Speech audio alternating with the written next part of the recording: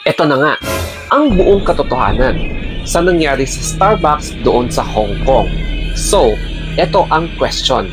Sino sa tingin mo ang mali sa kanilang dalawang panig? Yun bang staff ng Starbucks na babae? Or etong mga grupo ng mga babae na nakikipagdiskusyon in English?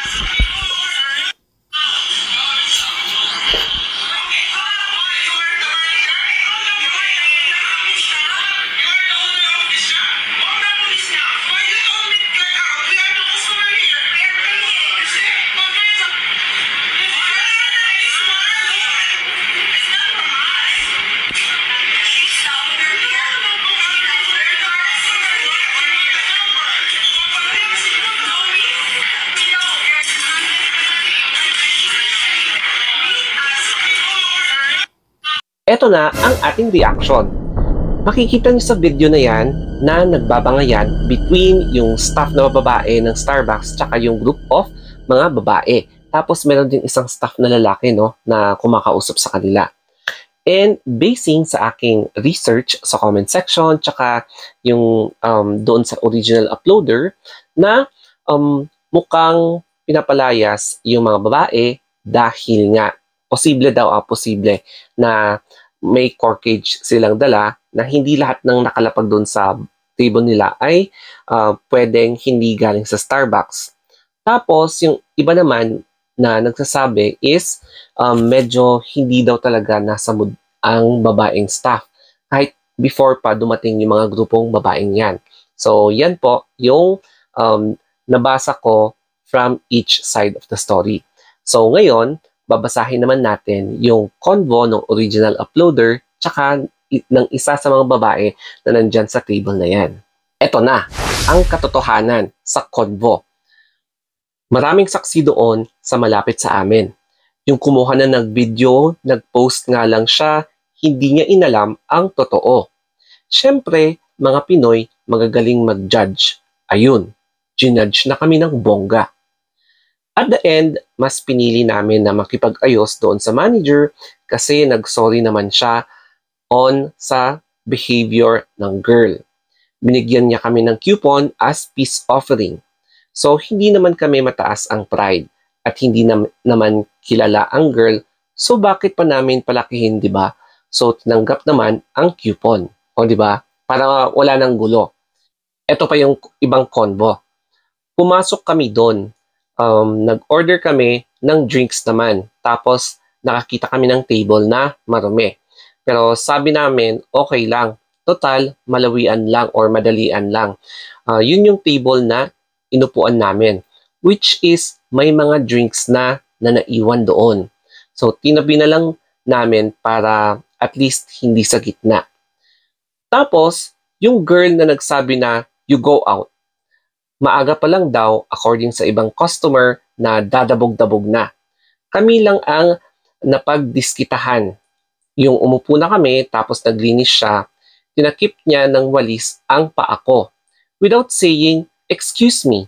So, tumayo ako at nagsorry kasi naintindihan ko naman siya dahil pagod din siguro. Tapos, nung nagwalis siya, nakita niya yung bag ng kasama ko, sabi ng staff, what is this? Nang pasigaw. Sabi ng kasama ko, oh, it's my bag. Then, ang dami ng salita ng staff. Doon na kami umalma. Yung video na nakita ko is nasa gitna na yon. Kinausap naman namin yung lalaki at in-explain naman na hindi amin ang drinks na yon. At yung staff nila, yung unang nagmaldita. Kung narinig niyo po sa video, sabi ko doon na it's not from us. Yun yung drinks na sinasabi nila na dinala namin. Ibig sabihin, napakamalas naman nila ate na napagdiskitahan siya ng staff na yan na masama pala ang kanyang mood during that time. Kaya malas nila at sila yung napagbuntunan ng emosyon ng staff na yan. So, I'm not sure kung ano yung pwedeng gagawin dyan ng manager. It's because nagkaroon talaga ng scene.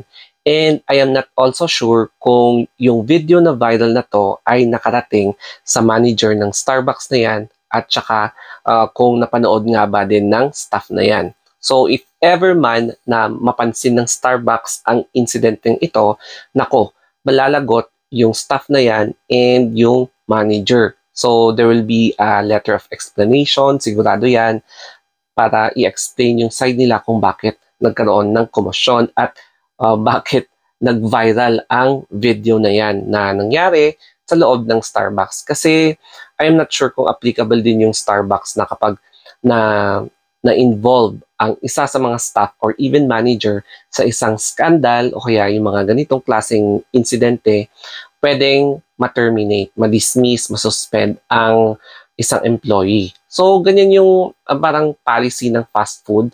I am not sure kung applicable pa rin hanggang ngayon, pero syempre nung inorient kami, yun ang sinabi sa amin ng training manager namin. Syempre nagtrabaho ako sa fast food kaya alam ko yung mga rules.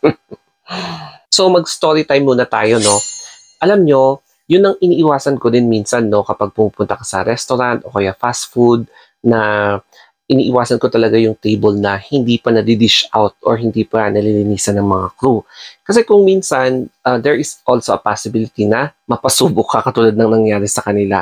Na umupo ka doon sa table na hindi pa nilinisan, pwedeng aakalain na kalat mo yung mga nandun. Tapos, lalong-lalo na kapag yung mga ibang bote or yung beverage na nakuha from outside the Starbucks ay aakalain nila na sa'yo yon. So, pwedeng mapagbintangan ka.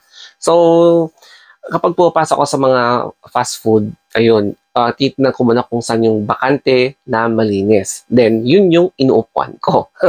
O, di ba? So, yun na nga, nangyari na nga yung ayokong mangyari. So, nag-viral yung video and yan yung parang iniisip ko na ayoko mangyari sa akin kahit noon pa at kahit hindi pa lumabas yung viral video na yan. Tsaka doble or triplehin mo ang pag-iingat mo, lalong-lalo na kapag nasa abroad ka, wherein meron ng mga history ng parang pangmamata sa mga Pinoy. Kaya konting ingat lang, lalo na kapag nagta-travel ka abroad. So, hindi mo talaga may iwasan na you cannot really please everybody. O, di ba?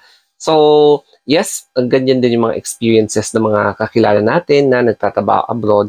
Pero hindi naman lahat, no? Pero, hindi mo pa rin may iwasan yan. Okay, so, I hope na may na-pick up kayong lesson sa video na ito, especially sa pagpapahalaga ng safety mo, lalo na kapag nasa ibang bansa ka, o di ba? So I'm very sure marami ang makaka-relate dito. Kaya thank you for watching and always stay safe.